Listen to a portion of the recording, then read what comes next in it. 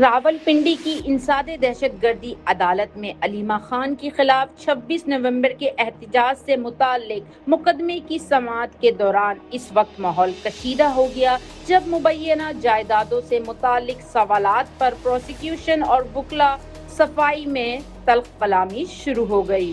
دیکھیے انس شیخ کی رپورٹ۔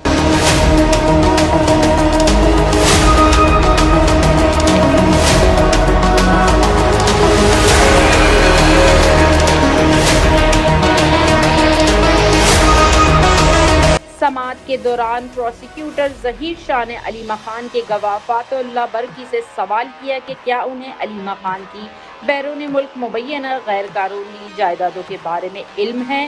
وکیل صفائی فیصل ملک نے اس سوال پر اعتراض کرتے ہوئے اسے مقدمے سے غیر متعلق قرار دیا، جس کے بعد دونوں جانب سے تلخ جملوں کا تبادلہ شروع ہو گیا۔ صورتحال اس وقت مزید گرم ہو گئی جب علیمہ خان خود روسٹرم پر آئیں۔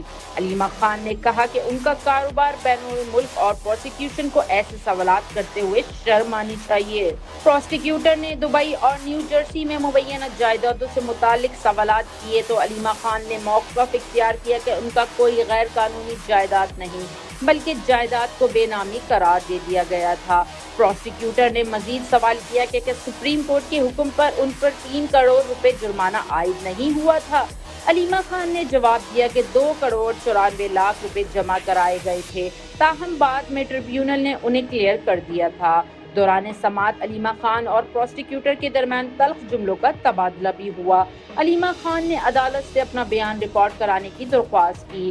جج امجد علی خان نے بیان ریکارڈ کرنا شروع کیا تو وکیل صفائی کی جانب سے اعتراض کیا گیا۔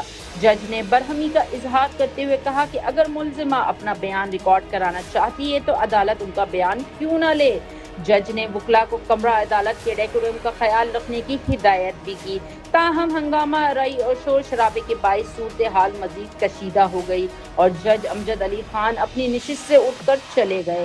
بعد ازاں عدالت نے مقدمے کی مزید سماعت ملتوی کر دی۔ اب اگلی سماعت میں کیا پیش رفت ہوتی ہے اور علیمہ خان کے خلاف مقدمے میں جائیدادوں سے متعلق سوالات کس حد تک اہم ثابت ہوتے ہیں، اس پر سب کی نظریں ہیں۔